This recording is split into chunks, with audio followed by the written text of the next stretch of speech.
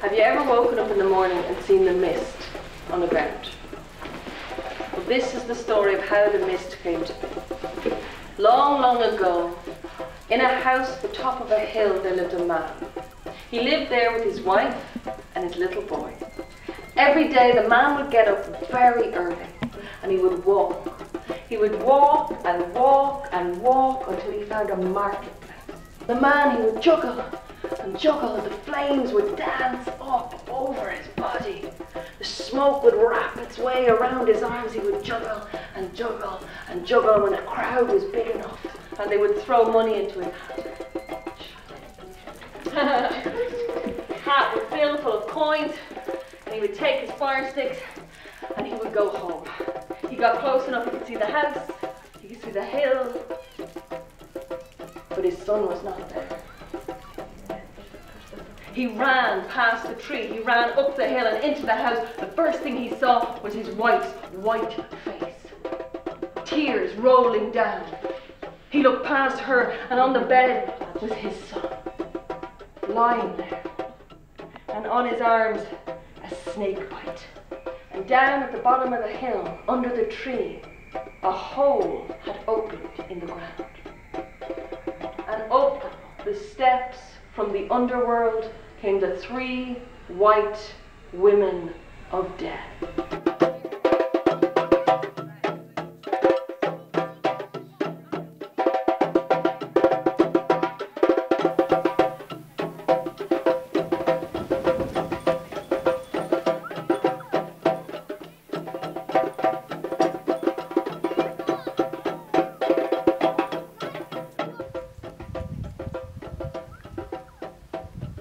You're very welcome to British Garden. It's very exciting to have you all here. We're very, very excited.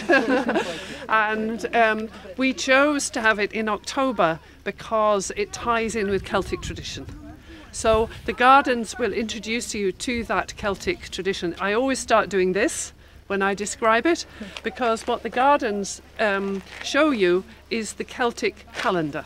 And the Celtic year is different because it's seen as a circle. And so when the old year dies, the new year is born. And that happens not in January. Do you know when it happens? Halloween, right now, right now.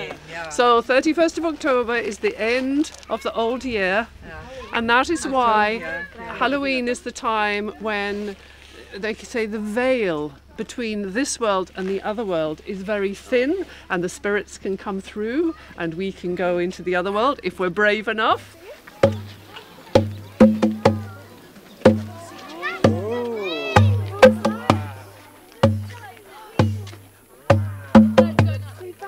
My name is Claire, and I will be your storyteller for the next 3 days. Over the next 3 days, we are going to work around what is needed to be a good storyteller. So today we're going to work on you, getting to know you, each person getting to know the group, and learning a little bit about storytelling. Tomorrow, that's our big story day. That's when we work on story structure, how stories fit together, how you pull them apart, rebuild them, lots of things, and we'll be playing a lot of games. And then day 3, we're going to work on story in the community. Because you come from such a wide variety of backgrounds. Some of you are in schools, some of you are tour guides, you're using story in lots of different ways. So we're going to talk about different projects from around the world that use storytelling. Not as performance the way I do, but use it out in the community. Yeah? Okay. So I want you to tell me what you're afraid of. Just tell me, what are you afraid of? Being rubbish. Being rubbish, good. People won't understand. Being rubbish, did someone say over here rejection? Yes, what if they don't like it? They might not like me. Oh, lovely, I love that one. That's my favourite. Oh, it's deep. That is deep. What if they don't like me? What did you say over here?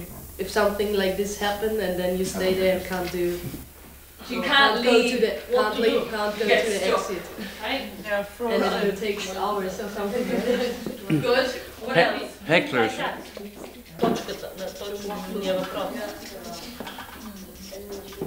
This is wonderful. A delicious fear list. Yeah, so forgetting the stories all in memory loss, yeah, forgetting. Oh, you mean like forgetting halfway through? Yeah. Yeah, that's a fairly juicy fear list. Okay, great. So we're gonna put that away for now. And what I would like you to do is just know that all of your fears are in there. Yeah. Okay? So, and I say this with love in my heart, this is what you look like when you're listening to a story. Now, as grown-ups, you start off as a grown-up, which means, yeah, I know what's going on and everything's fine. So I'm here and I'm a grown-up and I'm, yeah, go ahead, tell me a story. So this is a grown-up listening to a story.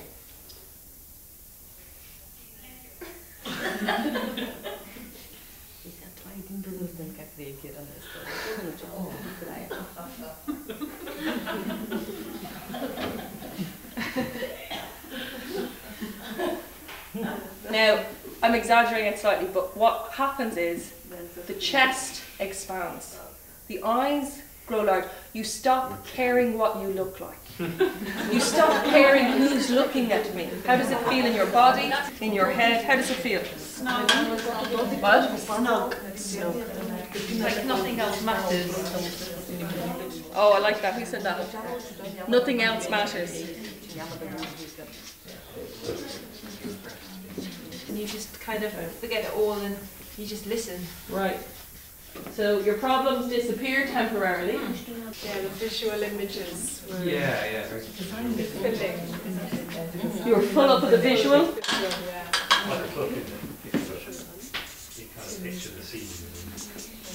This is what I call the love list. So earlier on we had a very wonderful example of the fear list, which is where we like to live. This is what we think as storytellers. This is what we think before we tell. This is what we think before we give a public presentation. This is what we worry about. This is in our heads, fear. This is what happens to your audience. Do you see the difference? So what I want you to do is keep this in your mind as we work and play over the next few days. Stories are magic.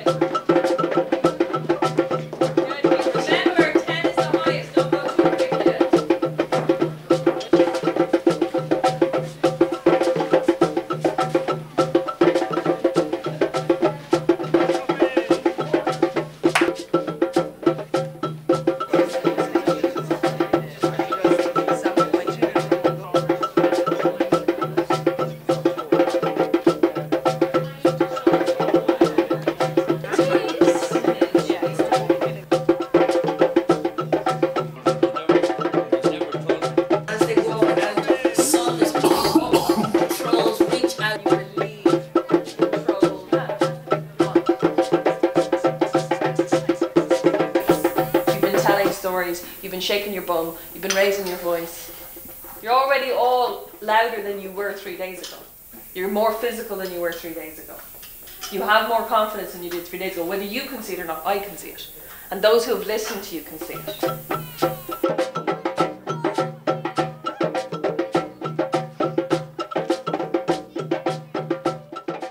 And up the steps from the underworld came the 3 white women of death. And they reached for the bully. And as they reached the father, the fire juggler, he just did the first thing he thought of. He grabbed his sticks, he plunged them into the fire, and they lit. He pulled them out and he started to juggle. And he caught the eye of the woman in the middle, the white woman, and he said, I can do this forever. take me instead of him. Take me. And the woman nodded. And the fire juggler, he started to walk backwards out of his house, juggling as he went, bringing the dancing fire with him, and the white women left the house. He walked down to the tree and down the stone steps to the underworld. And when the white women disappeared, the hole closed. And the boy woke up. And a flush came into his cheeks. He was alive. The next morning, when the son and the mother woke up, they looked out the window and they saw on the ground for the very first time in the entire world, they saw mist. Deep down in the dark, cold underworld, a man was still juggling.